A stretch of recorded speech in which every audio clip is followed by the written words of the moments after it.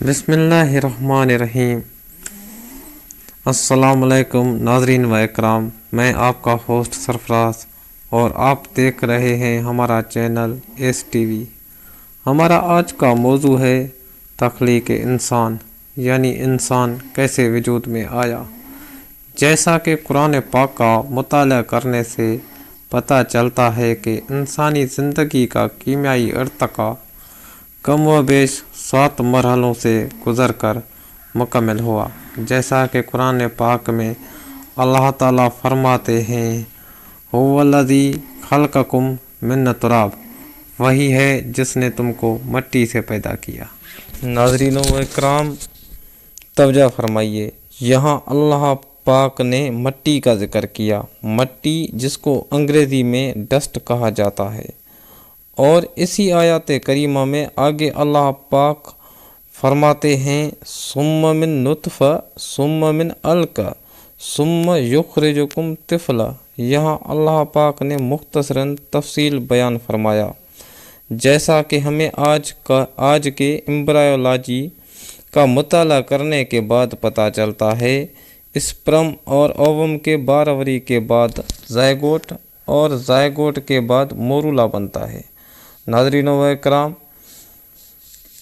یہ چیز ہمیں آج کی میڈیکل بتاتی ہے، یہ چیز اللہ پاک نے اسی قرآن کریمہ میں 1400 سال پہلے ہی بتا دی۔ اور دوسرے مرحلے میں اللہ پاک فرماتے ہیں، وَهُوَ الَّذِي خَلَقَ مِنَ الْمَاءِ بَشَرًا، اور وہی ہے جس نے آدمی کی تخلیق پانی سے کی۔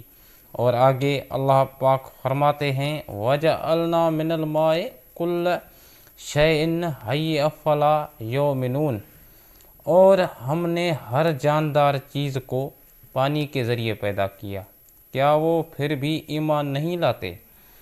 ناظرین و اکرام، یہاں تھوڑا سا توجہ فرمائیے، اس آیات کریمہ میں اللہ پاک نے نہ صرف انسان پر اس دنیا کے سارے جانداروں کی طرف اشارہ کیا کہ ہم نے ہر جاندار کو پانی کے ذریعے پیدا کیا، یعنی پانی بھی تخلیق انسانی کا اہم جز ہے۔ جیسا کہ آج کا سائنس ہمیں بتاتی ہے، ہر جاندار کے زندہ رہنے کے لیے ہوا، پانی۔ اور آگے اللہ پاک فرماتے ہیں، هو الذی خلقکم من طین، وہی ہے جس نے تمہیں گارے سے بنایا۔ ناظرین و اکرام، یہاں تھوڑا سا توجہ فرمائیے، جیسا کہ پہلے آیات کریمہ میں اللہ پاک نے تراب کا ذکر کیا اور پھر طین کا ذکر کیا۔ طین کو انگریزی میں کلے کہتے ہیں اور تراب کو ڈسٹ کہتے ہیں۔ یہ دونوں ہی مٹی کے الگ الگ قسم ہیں، تراب یعنی خشک مٹی، کلے طین یعنی گیلی مٹی۔ اور آگے اللہ پاک فرماتے ہیں، انا خلقناہم من طین لازب، بے شک ہم نے انہیں چمکتے ہوئے گارے سے بنایا۔ ناظرین و اکرام، یہ اللہ پاک نے طین کا اگلا شکل یہاں پر بیان کیا، طین لازب، جب گارے کا گاڑھا پن زیادہ ہو جائے تو کہا گیا۔ اور آگے پانچویں مرحلے میں اللہ پاک فرماتے ہیں، وَلَقَدْ خَلَقْنَا الْإِنسَانَ مِنْ صَلْصَالٍ مِنْ حَمَإٍ مَسْنُونٍ، اور بے شک ہم نے انسان کو بجتی ہوئی مٹی سے بنایا، جو اصل میں ایک سیاہ بودار گارا تھی۔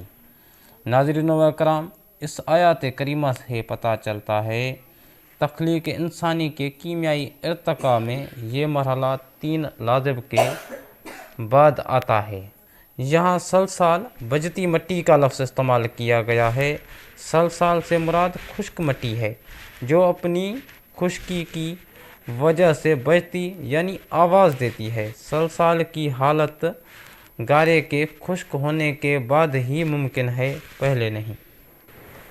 اور آگے چھٹے مرحلے میں اللہ پاک فرماتے ہیں، خلق الانسان من صلصال کالفخار، اس نے انسان کو ٹھیکری جیسی خشک پکی ہوئی مٹی سے پیدا کیا۔ ناظرین و اکرام، یہاں تھوڑا توجہ فرمائیے، جیسا کہ مرحلے وار اللہ پاک نے پہلے سلسال یعنی خشک بجنے والی مٹی کا ذکر کیا، اور اب دوسرے مرحلے میں صلصال کالفخار یعنی ٹھیکری جیسی خشک پکی ہوئی مٹی کا ذکر کیا۔ یعنی مٹی خشک ہونے کے بعد پکائی گئی۔ ناظرین و اکرام، لفظ فخار کے معنی فخر کرنے والا بھی ہے اور فخار کے معنی گھڑے کے بھی ہیں۔ ناظرین و اکرام، یہ 7واں مرحلہ ہے جس میں اللہ پاک فرماتے ہیں وَلَقَدْ خَلْقْنَا الْإِنسَانَ مِنْ سُلَالَةٍ مِنْ طِينٍ، اور بے شک ہم نے انسان کو مصفی چنے ہوئے گارے سے بنایا۔ ناظرین و اکرام، جیسا کہ مرحلے وار اللہ پاک نے اس مرحلے میں چنے ہوئے گارے کا ذکر کیا، یعنی ایک خاص قسم کے صاف و پاک گارے کا جس کو میل سے صاف کیا گیا ہو۔ اور آگے اللہ پاک فرماتے ہیں لَقَدْ خَلْقْنَا الْإِنسَانَ فِي أَحْسَنِ تَقْوِيمٍ، بے شک ہم نے آدمی کو اچھی صورت پر بنایا۔ ناظرین و اکرام، تھوڑا توجہ فرمائیے، اللہ پاک نے ہمیں مرحلے وار تخلیق انسانی کیوں بتائی؟ تاکہ ہم اللہ کے احسان مانیں اور اپنی بناوٹ پہ غور کریں، ورنہ اللہ پاک تو کل شین قدیر ہیں۔ اللہ پاک فرماتے ہیں انما امرہ اذا اراد شیئا ان یقول لہ کن فیکون،